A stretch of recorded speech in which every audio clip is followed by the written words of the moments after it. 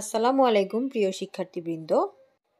Class 8 English version ম্যাথমেটিক্সের এই পর্বে আমরা চ্যাপ্টার 2 প্রফিটের বিভিন্ন ফর্মুলা নিয়ে আলোচনা করব। চলো তাহলে আমরা এখন শুরু করি। শিক্ষার্থীরা, এই পর্বে আমি তোমাদের সাথে আলোচনা করব ব্যাংকে টাকা রাখার বিষয়ে নিয়ে। ব্যাংকে টাকা রাখলে কিভাবে সেখান থেকে প্রফিট আসে সেই বিষয়গুলো নিয়ে আমরা এখানে আলোচনা করব। তো তোমাদের বইয়ে পেজ নাম্বার 14-এ একটা এক্সাম্পল দিয়ে বলে দেওয়া আছে এরকম যে ফরিদা বেগম নামের একজন যিনি 10,000 টাকা ব্যাংকে রেখেছিলেন। এরপর তিনি 1 ইয়ার পর ব্যাংকে আবার গিয়ে দেখলেন তার টাকার অ্যামাউন্টের সাথে 700 টাকা আরো অ্যাড হয়ে তার টোটাল অ্যামাউন্ট হয়েছে 10,700 টাকা। তো তোমরা হয়তো খেয়াল করে দেখবে যে তোমাদের ফ্যামিলিতেও এরকম যারা ব্যাংকে টাকা রেখেছে তাদেরও এরকম কিছুদিন পরে অ্যামাউন্ট এভাবে বেড়েছে। বা শুধু যে টাকা ব্যাংকে রাখলেই এমনটা হয় তা না, কখনো কখনো আমরা ব্যাংক থেকে কি করি, আমরা ব্যাংক থেকে টাকা লোন নেই। সেক্ষেত্রেও কিন্তু আমাদেরকে যেই টাকাটা লোন নিচ্ছি শুধুমাত্র সেই টাকাটাই আমরা আবার ফেরত দিই না, আমাদেরকে কিন্তু ওটার সাথে এক্সট্রা চার্জ অ্যাড হয়, সেটা আমাদেরকে ফেরত দিতে হয়। ঠিক একইভাবে ব্যাংকে যদি আমরা টাকা রাখি তখন আমাদের একটা নির্দিষ্ট সময় পরে গিয়ে সেই টাকার সাথে কিছু একটা অ্যামাউন্ট আরো অ্যাড হয়। তাহলে এখন এই বিষয়টা এখানে আমরা একটু দেখি যে আসলে কিভাবে এটা হচ্ছে। তো প্রথমে যেই টাকাটা রাখা হয় সেটাকে আমরা এখানে এটাকে ধরে নিব হচ্ছে এটা যে টাকাটা আমরা ব্যাংকে রাখি সেটা হচ্ছে প্রিন্সিপাল।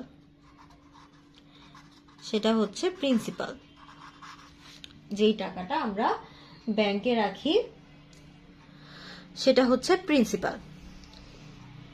এখন তোমাদের মনে প্রশ্ন জাগতে পারে যে আসলে কিছুদিন পরে টাকাটা আবার আসলে কিভাবে বেড়ে যায়।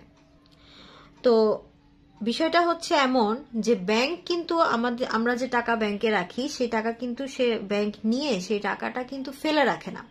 তারা সেই টাকাটা বিভিন্ন বিজনেসে ইনভেস্ট করে বা মানুষজন যারা লোন নিতে আসে তাদেরকে লোন দেয়।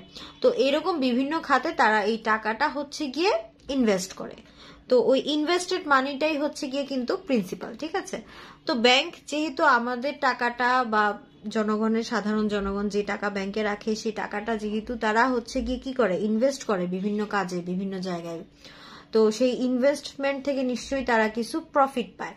যেমন আমরা যে একটু আগে বললাম যে আমরা লোন নিলে কিন্তু আমরা সেই শুধু লোন যে অ্যামাউন্টটা নিয়েছি সেটাই ফেরত দিই না, তার সাথে আরো কিছু টাকা এক্সট্রা চার্জ হয়, সেটা আমাদের কিন্তু দিতে হয়, কত সেটারও একটা হিসাব আছে। তো ওই যে এক্সট্রা টাকাটা ব্যাংক মানুষ যারা লোন নিয়েছে তাদের থেকে যে ব্যাংক যেহেতু নিচ্ছে, তো ব্যাংকের তো ওখানে প্রফিট হচ্ছে। তো ব্যাংক ঠিক একইভাবে ব্যাংকে যারা টাকা রাখে, ইনভেস্ট করে বা ডিপোজিট করে, ব্যাংকে যারা টাকা রাখে, ব্যাংক ঠিক একইভাবে তাদের সেই প্রফিটের অংশ থেকে কিছু অংশ তাদের ডিপোজিটারদেরকে কিছু অংশ তারা দিয়ে দেয়।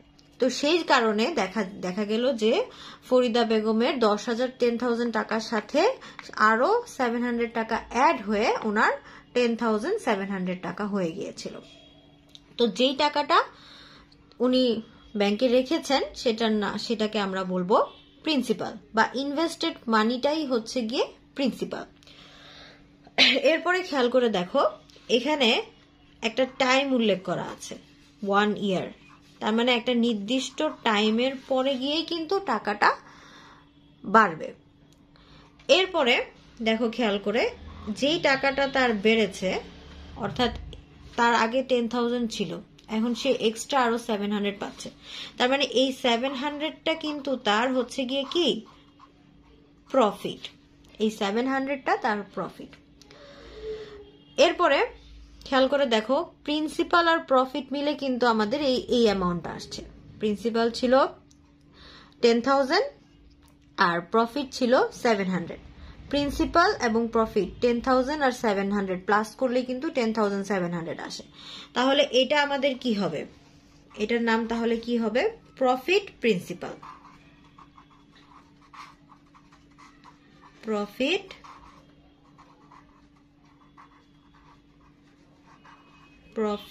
প্রিন্সিপাল। তো এই প্রফিট প্রিন্সিপাল হচ্ছে গিয়ে টোটাল যে অ্যামাউন্টটা আছে সেটা হচ্ছে প্রফিট প্রিন্সিপাল। এরপরে আমরা এখন এই বিষয়গুলোর যে ডেফিনেশন আছে সেটা সম্পর্কে জানবো। এবার দেখো সিম্পল প্রফিট। সিম্পল প্রফিটটা কি? The profit which is accounted each year only on the primary or initial principal is called simple profit.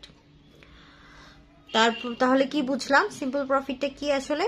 যে each year মানে প্রতি বছরে যে টাকাটা আমার প্রিন্সিপালের সাথে অ্যাড হয় সেটাই হচ্ছে গিয়ে সিম্পল প্রফিট। এরপর আসো rate of profit. A profit of টাকা 100 in 1 year is called the rate of profit or percentage of profit per annum. মানে 100 টাকার জন্য 1 ইয়ারে কত টাকা ইন্টারেস্ট দিচ্ছে বা কত টাকা প্রফিট দিচ্ছে সেটাই হচ্ছে রেট অফ প্রফিট। এটা মূলত আমরা পার্সেন্ট সিম্বল ব্যবহার করেই এটা দেখব। এরপর আসো period of time. The time for which a profit is calculated is called the period of time. তো মানে কত সময়ের জন্য এই প্রফিটটা আমরা ক্যালকুলেট করব সেইটাই আমরা টাইম হিসেবে এখানে কনসিডার করব। এরপরে দেখো এখানে আমরা যখন এই চ্যাপ্টারে ম্যাথগুলো করতে যাব তখন আমরা এই প্রত্যেকটা যে টার্ম আছে টার্মগুলোকে আমরা এক একটা সিম্বল বা এক একটা সিম্বল ব্যবহার করে এটা আমরা করব। যেমন সিম্পল প্রফিট, এটা কিন্তু প্রফিটের আরেকটা নাম হচ্ছে ইন্টারেস্ট। তো ইন্টারেস্টের আই থেকে আমাদের এটা আই দিয়ে আমরা ইন্ডিকেট করব সিম্পল প্রফিটকে। প্রিন্সিপালকে আমরা পি দিয়ে ইন্ডিকেট করব। Rate of profit or rate of interest আর দিয়ে আমরা ইন্ডিকেট করব। টাইমটাকে আমরা মূলত এন দিয়ে ইন্ডিকেট করব। প্রফিট প্রিন্সিপাল মানে হচ্ছে এটাকে এ দিয়ে আমরা ইন্ডিকেট করব। প্রফিট প্রিন্সিপালটা আসলে কি? টোটাল অ্যামাউন্ট, ঠিক আছে? টোটাল অ্যামাউন্টটা যেটা সেটাই হচ্ছে প্রফিট প্রিন্সিপাল, অর্থাৎ প্রফিট এবং প্রিন্সিপাল দুইটা একত্র হয়ে কিন্তু প্রফিট প্রিন্সিপাল হবে। এরপরে এখানে আমরা যে ফর্মুলাগুলো দেখব, আমাদের এরপরে আমাদের ম্যাথ করতে গেলে আমাদের যে ফর্মুলাগুলো প্রয়োজন হবে সেগুলো আমি এখন একটু বলে দিচ্ছি। দেখো নাম্বার 1-এ বলেছে কি profit principal. Profit principal is equals to principal plus profit. Profit principal is equals to principal plus profit. তাহলে প্রফিট প্রিন্সিপালকে আমরা এ দিয়ে ইন্ডিকেট করেছিলাম, ইকুয়াল প্রিন্সিপালকে পি আর প্রফিট হচ্ছে আই, তার মানে A equal to P plus I. A equal to P plus I.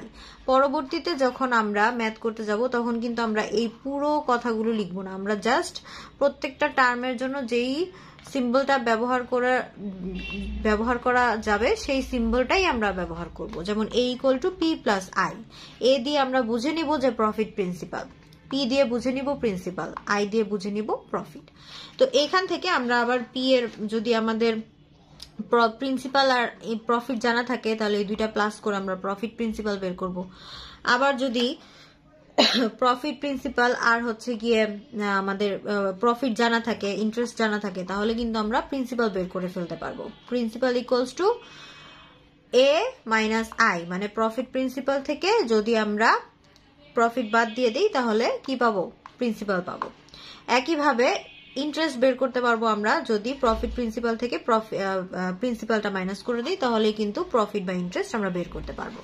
তো এই একটা থেকে আমরা এই একটা ফর্মুলা ব্যবহার করে যেটা প্রয়োজন আমরা সেটা বের করতে পারবো।